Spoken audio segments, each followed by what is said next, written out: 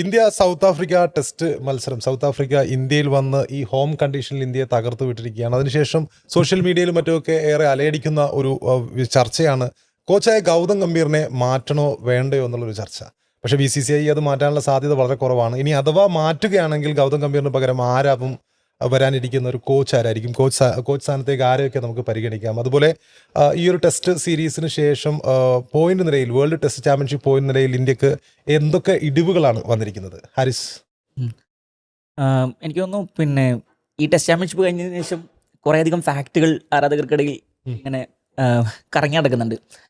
അപ്പോൾ അതിൽ സുപ്രധാനമായ ഫാക്റ്റുകളിൽ ഒന്ന് എന്ന് പറയുന്നത് പിന്നെ ഒരു സെഞ്ചുറി ഇല്ലാതെ നമ്മൾ കുറേ കാലത്തിന് ശേഷം പൂർത്തിയാക്കുന്ന ഒരു പരമ്പരയാണ് ഇത് എന്നുള്ളതാണ്.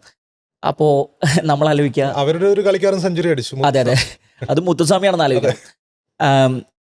കിവീസിനെതിരായ പരമ്പരയിൽ അവസാനമായി പിന്നെ ഹോം സീരീസിൽ കിവീസിനെതിരായ പരമ്പരയിൽ സെഞ്ചുറി അടിച്ച ആള് ഇന്ന് നമ്മുടെ ടീമില്ല. അത് സർഫറാസ് ഖാൻ ആയിരുന്നു. സെഞ്ചുറി അടിച്ചിട്ടുണ്ട്. അതെ, അത് 150 സ്കോർ ചെയ്തിട്ടുണ്ട് സർഫറാസ് ഖാൻ എന്നുള്ളതാണ്.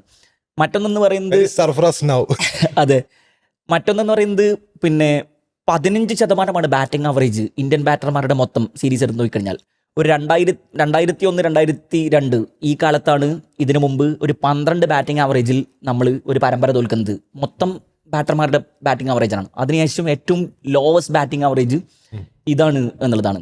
അപ്പോൾ ഇങ്ങനെ കുറേയധികം ഫാക്റ്റുകൾ നമുക്ക് മുന്നിൽ കിടപ്പുണ്ട് എന്നുള്ളതാണ്. അപ്പോൾ ഗൗതം ഗംഭീർ ഇന്നലെ പിന്നെ വാർത്താ സമ്മേളനത്തിൽ വന്ന് ഒരുപിടി ന്യായീകരണങ്ങൾ നടത്തുന്നതാണ് ആളുകൾ കണ്ടത്. അദ്ദേഹം പറയുന്നത് ഒരു ട്രാൻസിഷൻ പീരീഡിലാണ് നമ്മളുള്ളത് എന്ന കാര്യം മറച്ചു വെച്ചുകൊണ്ടാണ് എനിക്കെതിരെ പലരും വിമർശനങ്ങൾ ഉന്നയിച്ചുകൊണ്ടിരിക്കുന്നത്. എന്നിട്ട് അദ്ദേഹം ആദ്യം പറഞ്ഞ സംഗതി അദ്ദേഹം പറഞ്ഞു, വൈറ്റ് ബോൾ ക്രിക്കറ്റിൽ ചാമ്പ്യൻസ് ലീഗ് നേടിത്തന്ന, ഏഷ്യ കപ്പ് നേടിത്തന്ന ഒരു കോച്ചിനെ കുറിച്ചാണ് നിങ്ങളിത് പറഞ്ഞുകൊണ്ടിരിക്കുന്നതെന്നാണ് പറയുന്നത്.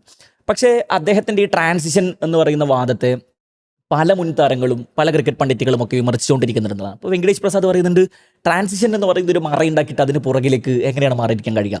അദ്ദേഹം പറയുന്ന ന്യായീകരണങ്ങളൊന്നും ചിലപ്പോൾ നമുക്ക് യുക്തിപരമാണെന്ന് പോലും തോന്നില്ല. എന്ന് പറഞ്ഞാൽ കിവീസിനെതിരായ പരമ്പരയും ദക്ഷിണാഫ്രിക്കൻ പരമ്പരയും തമ്മിൽ എങ്ങനെയാണ് നിങ്ങൾ താരതമ്യം ചെയ്യുക?